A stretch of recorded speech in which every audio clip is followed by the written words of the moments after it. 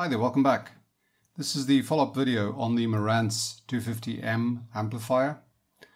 If you recall from my previous video, I ordered some components. These resistors, these are 39 ohms.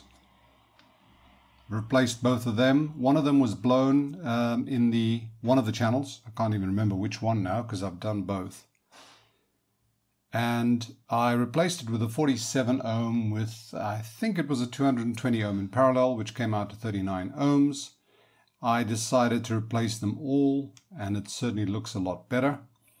The other resistors I replaced were these 5.6 ohm resistors. One of them was reading about 7 or 8 ohms, so I've replaced them all as well.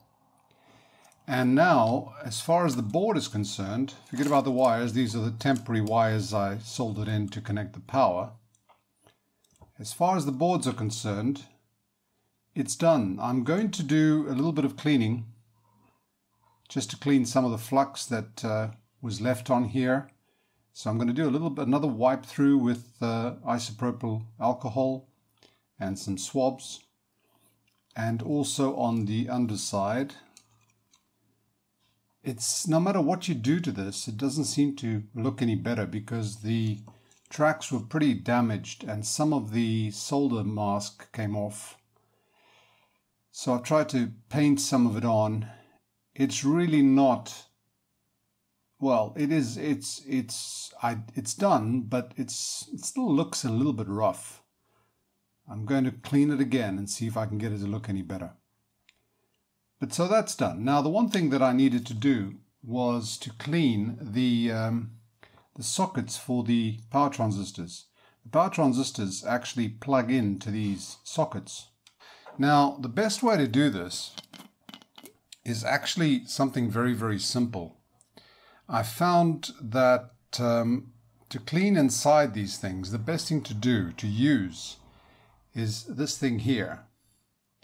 Now what this is it's a tooth brush type appliance that you use with dentures or with, if you have some extensive work done on your teeth, you get these things. It's like a brush that actually goes in and allows you to do more than what floss would do. Now it really is a very fine brush, but if you take this and dip it in alcohol, and you can get this into that socket perfectly. It fits fantastically, and because it's got the brush hairs on there, you can actually scrub it out. And the reason I'm doing that is I want to make sure that every transistor is perfectly plugged into this thing.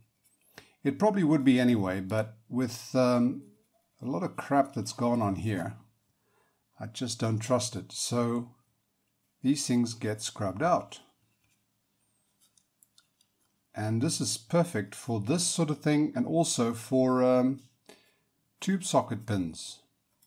It's sort of plastic. It's not metal. These bristles are not metal, so it's not too rough on the actual contact, but it's just enough to get it properly cleaned out. So the next step is to fit the transistors, the new transistors, onto the board.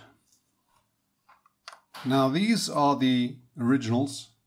I've ordered exact replacements for these, and the ones I've ordered are, it's an MJ15004G, two of them go together, and the MJ15003G, those two go together.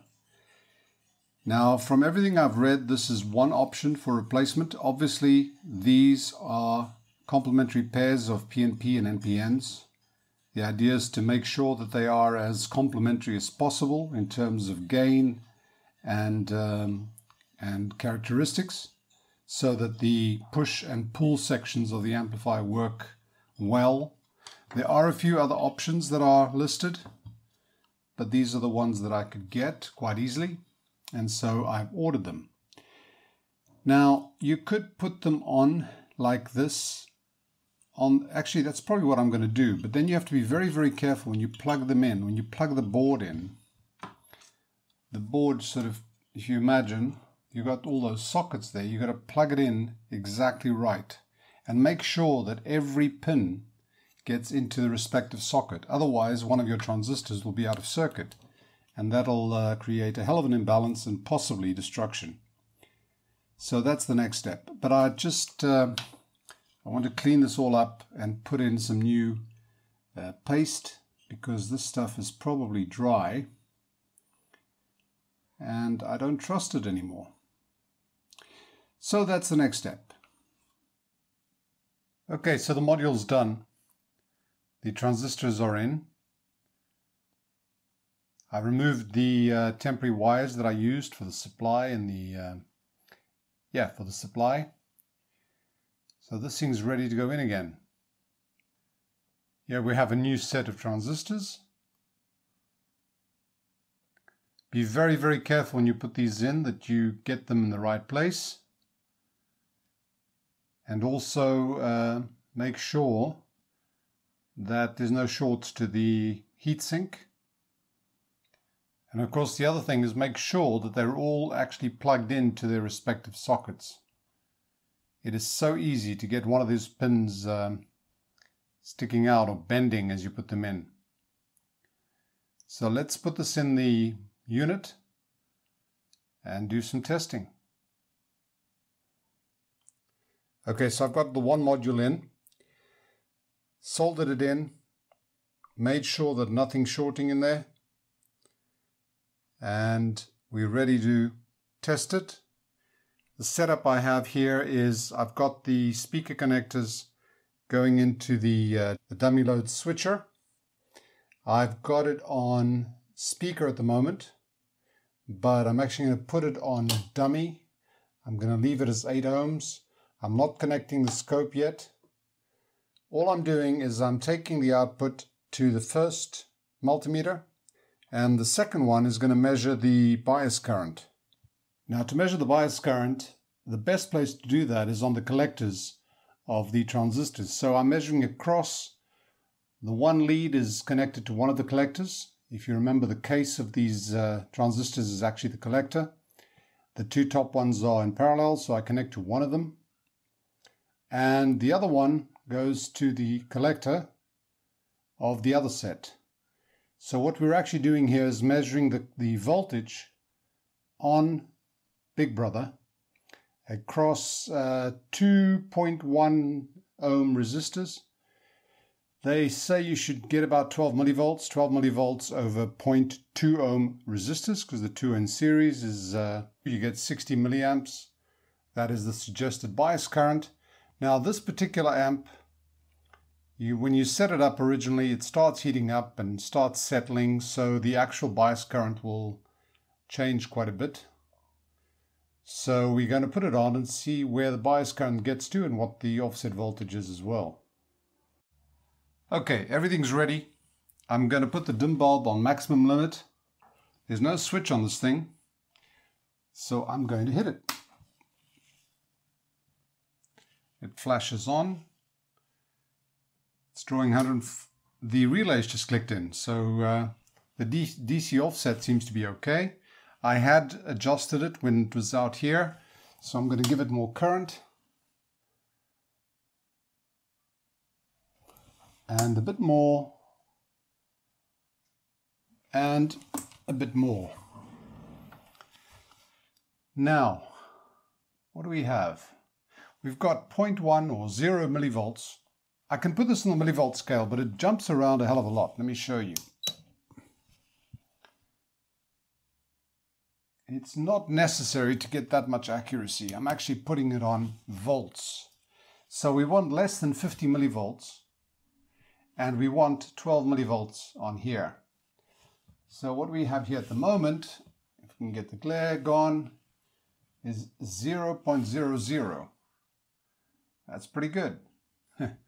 Couldn't get better. So what I'm going to do is leave this on for a while and see where this settles. Now, when I was testing it on the outside of the unit, I found that this thing actually crept up significantly. So I adjusted it approximately to 12 millivolts. And then when it cooled down and I switched it on, which is what happened now, I see it starts at just under 3. So it does go up quite a bit as the transistors and everything sort of settles in. So we're going to leave this for a while and see where this starts settling. So let's leave it for a while and see what happens. Just as a note, I've left 4 bulbs in there. There's still a limit on there, but it's not much. The thing's drawing 270 milliamps. The unit is seeing 220 volts instead of 230. That's pretty near the top. I still want to leave the limit on just in case something goes wrong. And at the end, we'll then remove the limit when the 2 are in there and we can make any final adjustments.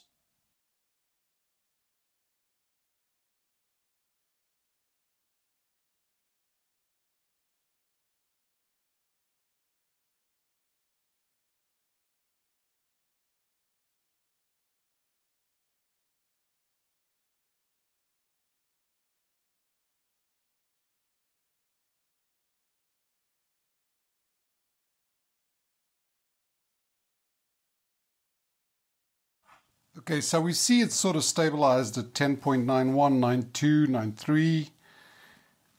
Well, there it goes up again. Shouldn't have spoken. But it seems to have sort of stabilized there. Now that's not necessarily the final bias current because I've still got the limit on, albeit a very low limit. So I'm going to bypass the dim bulb. And you see that gives it a bit more voltage and we get it going up a bit more.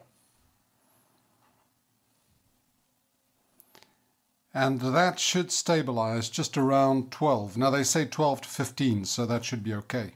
So you see, setting this up is actually a little bit confusing because if you set it up for 12 millivolts right at the beginning, it'll just start ramping up and you don't know where it's going to stop. And it could, well, it shouldn't run away because it's got that the bias control transistor that's connected to the heatsink. So if it overheats, it brings the bias down. But still, it's something to be aware of. You shouldn't set the bias when you first switch it on because it does alter quite dramatically. Now I could give it a bit more. This is a very finicky control. It's very, very, very sensitive. So you have to do this, well, very carefully. And these pots are not, well, there we go. It's about as close as it's going to get. It's fairly close. And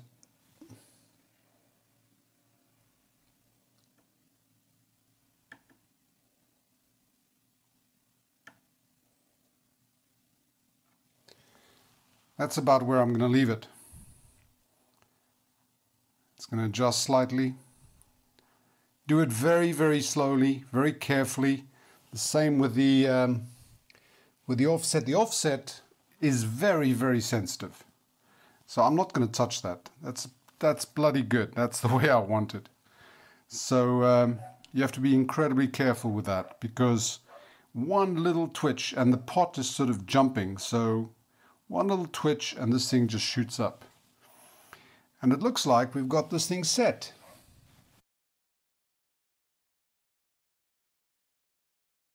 Just drop it a bit. Yeah, I'm going to leave it at that. I'm going to leave it at that. Just under 12. And that's our first one done. So the next one needs to be put in as well. And the same adjustments made. Again, I've also done a pre-adjustment on the second one. I just want to see how it behaves with the 2 channels in here. See if there's any difference. And if there isn't, then we can do put some signal in there and see what it looks like on the scope. Let me get on with that. Right, I've got both channels in. I've got little brother measuring the bias current of this channel, the right channel. It's nearly stabilized. It's at 11.42 or 41. Big brother's measuring the other channel, 11.34. The offset voltage, let's try the right channel, 3 millivolts, left channel, minus 5 millivolts. So everything seems to be okay, and just so you know, there's no limit on there. This is the full Monty. So the next thing is just to see what the signals are going to be like on the scope. One thing I've got to comment on is that the way this thing is fitted in here, everything's pretty close. You have to be, well, it doesn't short, but you have to be careful that you don't push anything too far one way or the other, because it almost seems like you could short something out here. It's pretty jam-packed in here, which scares me a bit. But yeah, this thing looks done. Almost looks like a hi-fi with two speakers on the left and right. Big brother and little brother. I'm waffling now. Okay, I'm setting this up ready to do the final testing, and something I've thought about is all the instructions say use an 8 ohm load. I can get 8 ohms or 4 ohms on this dummy load. However, on 8 ohms, I've got a maximum of 100 watts per channel. The other thing is, I don't really trust these 100 watts because those resistors are fairly cheap, very much eBay types, which could mean anything. So I'm not sure that they can actually handle 100 watts or anywhere near 100 watts, but I do have an alternative. When I set this to 4 ohms, I've got two 100 watt resistors in parallel, which theoretically gives them a 200 watt capability. So if we do the extrapolation downwards, it means we've got 4 ohms at, let's say, 100 and something watts. Now what I've done here is I've actually put both sides on 4 ohms and I've put the two in series. This positive of the speaker comes in here. The negative is connected to the positive of that one, and the negative of the speaker goes out there. So I've got 4 ohms, 200 watts in series with 4 ohms, 200 watts. Hopefully that gives us 8 ohms. Let's be really pessimistic, 8 ohms at 100 watts. I don't trust these things. So that's what I'm going to do. I'm going to do one channel at a time. Now I've got the oscilloscope connected across the channel. So the oscilloscope is actually measuring the speaker output. And what I'm going to do now is I'm going to give it an input. I'm going to give it 100 millivolts RMS. I have no protection on the dummy load. It's fully active. Both channels are actually active, but only one side is producing the output I want. So the other side is not really driving the speaker, but it's still operating. Now, that's, what is that? 2 volts, more or less, 2 volts RMS. Pretty low. That's 100 millivolts going in. I have the peak-to-peak reading here as well, because this guy is actually more accurate in reading peak-to-peak than it is in reading RMS. And what I want to do is a frequency sweep. I'm actually going to up the power a little bit for the frequency sweep. So let's try this at 1 kilohertz, and I've adjusted the amplitude of the signal generator to give us 15 volts peak-to-peak. The reason I choose peak-to-peak is that it actually measures better on the scope than it does the RMS. Now this is obviously fluctuating a bit. This is the scope measurement. Let's see if I can get this. There we go. So 14.9, 15. Not the best way to measure with the scope, but there we go. Now I'm going to go up in frequency, see what we get. Let's jump to 3. Still on 15. It's on 5. 8. Still on 15. 12.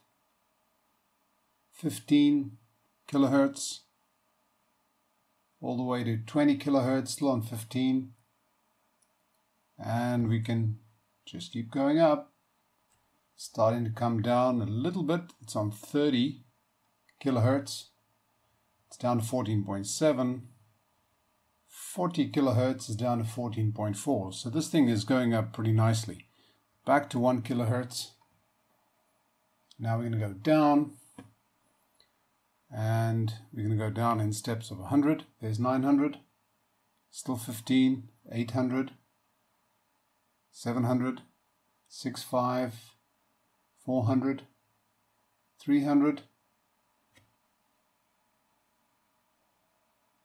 still 14.9, 15, 200, 100, 15, 14.9, 15, exactly the same.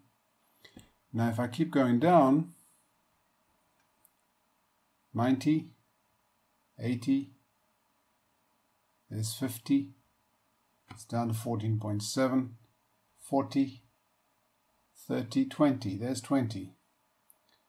20 is down to 14.6, 20 hertz. 40 is 14.8, 14.7, 50 hertz, 14.7, going up to 100, 14.8. So it's pretty flat.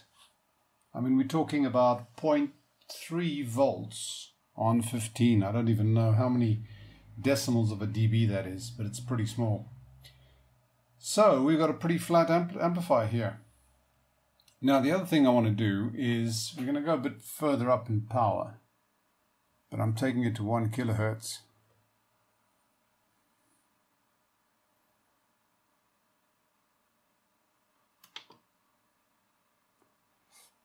See what happens when we take this to 400 millivolts, 7 volts RMS.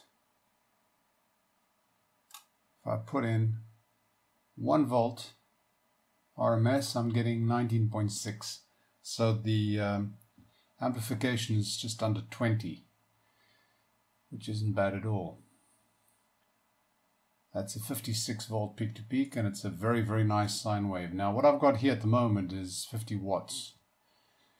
So if I go up a bit more, it just keeps going up, nice and smooth. And I'm at the maximum volts per division, so okay. I really shouldn't go higher than that. But what I've got is 23.5, 25.6, at 625, it's about 80 watts into 8 ohms, and it's going strong. Now the meters, the VU meters on the front need to be calibrated. The sensitivity of these meters is selected with the rotary switch, starting with off on the left position. Then you've got the first position, which corresponds to 0.63 watts into 8 ohms equals to 0 dB. The second position is for 6.3 watts equal to 0 dB, and the last position is for 63 watts equal to 0 dB. Now to aid us in adjusting that, they tell us what voltages you need to get for each range. So when you set the voltage and you set it to that range, you then adjust it with the pot down there that you can see right now till you get 0 dB. I'm selecting the middle range for the adjustment, so I'm setting 7.1 volts RMS output by adjusting the amplitude of the signal generator's input, and therefore I now have the thing ready to adjust and trim for 0 dB. And it's moving too far. These spots are pretty tight. There we go. There we have it. Now I'm going to test it on the lower range. Now on the lower range you're supposed to get 2.24 volts, and that should give us 0 dB on the lower range. So let's up that. It's too far.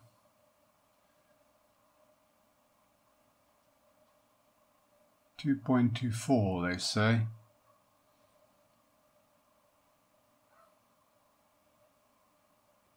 There we go. 2.24. No, not quite. There we go, 2.24, and that should give us 0 dB on the lower range. And there it is. So you adjust the potentiometer once, and according to the fixed resistors you have in there, you should be getting it on all the ranges at 0 dB.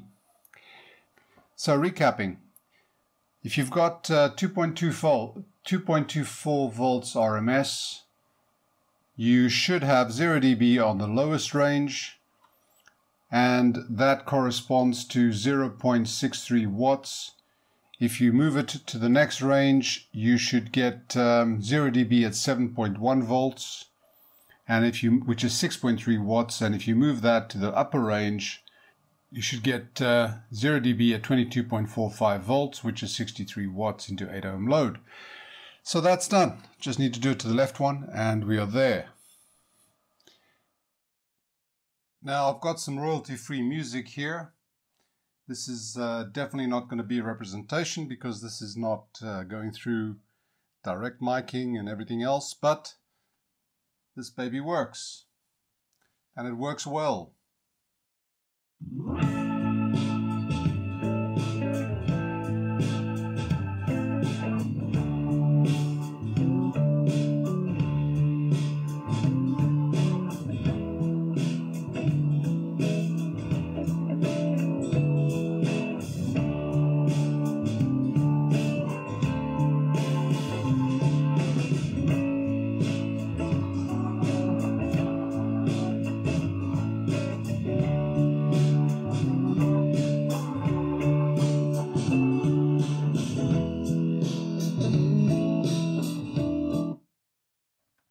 So here we have the result, and I've got to say this has been quite an interesting project because this thing was, or has been, completely rebuilt, and it wasn't rebuilt with the greatest of care.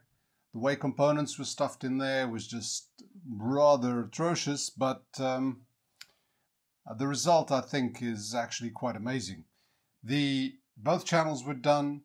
The transistors were all swapped out. The one channel, the transistors seemed to be, the power transistors seemed to be okay. However, I did swap them out so that it basically balances out to the other side.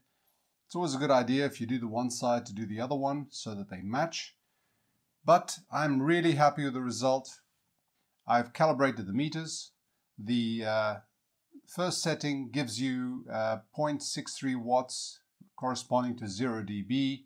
The second one is 6.3 watts corresponding to 0 dB, and the last one is 63 watts corresponding to 0 dB. Now obviously I'm not going to play this at that level in here because I'll probably knock the walls down, but it's perfectly calibrated. It works perfectly well. Both channels are very, very equal, which is amazing considering the amount of components that somebody had swapped out in here. But they are pretty equal. The bias has been set to approximately 12 millivolts, or damn close, 11.7 I believe it was, once the whole thing is settled. 12.7, call it 12 millivolts per channel, which corresponds to a bias current of 60 milliamps. And this thing is ready to go back. So, I want to thank you all for tagging along. Hope you've enjoyed this. And if you have, please share, subscribe, like, and all that jazz. And I'll see you back for another project real soon. And if you want to support the channel, you can do so on Patreon. Thanks for watching. Bye for now.